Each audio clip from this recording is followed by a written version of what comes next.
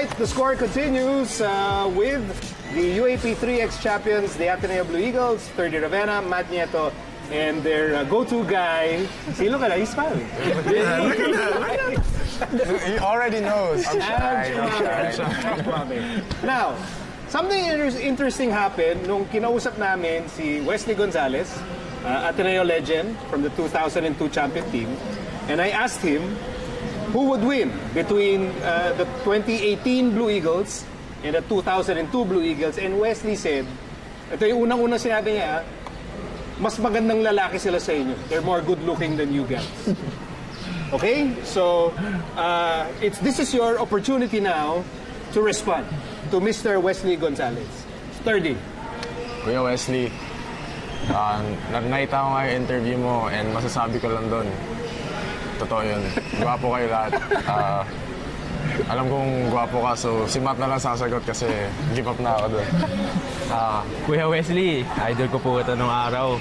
Kaso di po ako papayag na mas magandang lalaki kayo. Kasi una-una, Tyler Teo. Oy. Isaac Go. Oy. Ange Kwame. Ange Kwame. Pero yung panglaban po talaga namin, Kuya, 30 Ravenna. Huwag akong tatalo doon.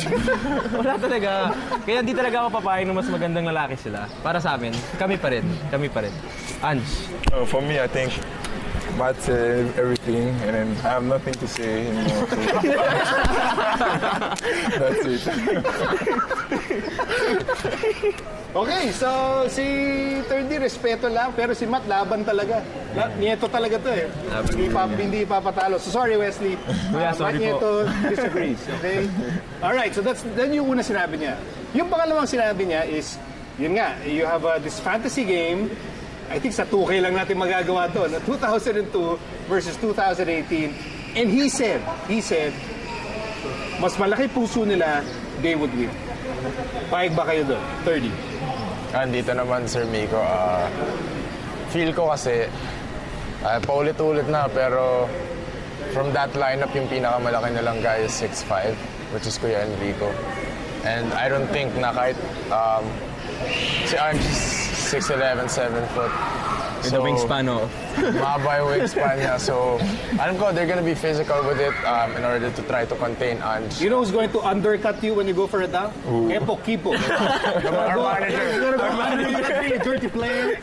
Epo Kipo. Watch out for him. But yun nga, isa pa doon, Sir Miko, kasi ang dami nilang player na talaga physical maglaro eh.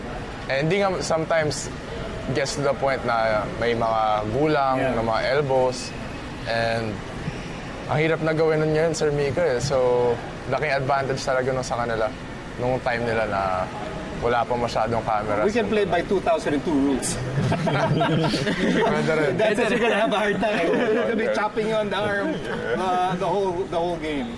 I think you had a chance to watch the two, kasi alam mo pa yung top of the key shot ni Epoch eh. So, when you look at that lineup, Matt, Wesley Gonzalez, Larry Fonacher, JC Intal, Doug Kramer, L.A. Tenorio, Enrico Villanueva, Rich Alvarez, just who's who ng lineup na yun. Do you not feel, oh my God, I mean, those are all legends, paano yan? Or do you see, talent-wise, we can take on those guys easy. Actually, Sir Miko, sa mga sinabi mong pangalan, nakaka-intimidate. Lalo na for my part, watching the Blue Eagles since I was a kid. Actually, 2002 may video, nasa Upper B pa kami nila Mike, nila Daddy, watching them. Tapos ngayon, pag kino-compare mo sa kanila, nakaka-intimidate lalo na sa amin ni Mike. Pero knowing the system of Coach Tab, knowing our personnel also, feeling ko really have an advantage. Because not only physically, because 30 has a physique. Grabe yung katawan ni 30. We have okay lang. Okay. Then we have an advantage on Ange, 7-footer. Plus the system of Coach Tab na parang European style. With less dribble and more passes, more reads. So, feeling ko really have an advantage and we could win against them. Ange, because you don't know really the players that we've been talking about. And so my question to you is, many years from now, the same way people look at the old Ateneo teams and their legends, many years from now, when they look at this team, your team, are they going to look at you and say, oh my God, that team, no one can beat that team? 20 years from now, 25 years from now? We never know because, you know, since sport have been improved, there is every time a new, different kind of shape, which means people can compare right now in football Messi and Pele because it's not the same level. Right. But like, I mean, since the time we go there, I'm sure, definitely sure, we find a lot of players more athletic, more mindset in basketball, more focus on, you know, like with the group, and he's gonna improve. I'm sure about that. But so we can be focused on this year or the future and the next future years.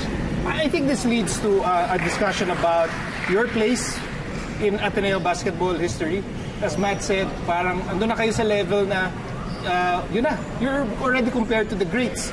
The 87-88 team of your dad, the 2002 team, the 5-peat team, and then kayo. So when you think about that 30, does it like blow your mind na parang, oh my gosh, you've already etched yourselves in Ateneo history for like, you know, for the rest of time. Yes, of course, Sir Miko, and yun nga, kasi hindi talaga namin in-expect na mapupunta kami sa ganitong situation. Just the fact na ma-compare kami dun sa mga teams na tulad nga na sinabi mo have already proven themselves to be worthy to be in the legends area ng Ateneo. It's already overwhelming na para sa akin na ma-compare sa mga iniidolo ko nung bata naman ako. And it just also adds more motivation to just since it's Ateneo's final year, alam naman namin na gusto lang talaga namin ma-pass on as much as we can lahat ng mga natutunan namin sa mga rookies, sa mga mas bata sa amin. And as well as to really end with a bang. Yung nga sinasabi nila na maganda yung exit. Sana maganda yung exit. We're trying to work as hard as we can to make sure na lahat ng mga mag-graduate alis ng Ateneo na masaya kami lahat and masaya yung community. Okay. I remember there was one interview, 30, you were asked to name members of the 2002 team. Nagbanggit na ako, 30, ha? So, we're gonna see, kasi parang binigit mo na Sandy Arespacochaga pa ata, eh. Sandy Arespacochaga played in the 70s, okay? So, hindi siya kasama doon. 60s, so. Gina Fable in the 50s. So, 30, can you name 4 players from the 2002 champion team? Of course, yung manager namin, si Boss Epok. That's one. Kuya L.A., Kuya Wesley, Kuya Enrico, Kuya Rich Alvarez. Sino ba ba? Think of the Ateneo players at the PBA right now. Kuya Doug. Kuya JC. Si 2002 ba yun? Oh, yeah. Rookies sila. Yeah. Good job. Wala bang Good job. Bawi. Okay na, yes. Okay, nakabawi na. Huwag niyo na po ako. Bawa po kayo sa akin. Guys, don't understand. You don't understand. You don't understand. Just because you're the most needed guy. Thank you for watching The Score. Don't forget to subscribe to ABS-CBN Sports YouTube channel to be updated with the latest games.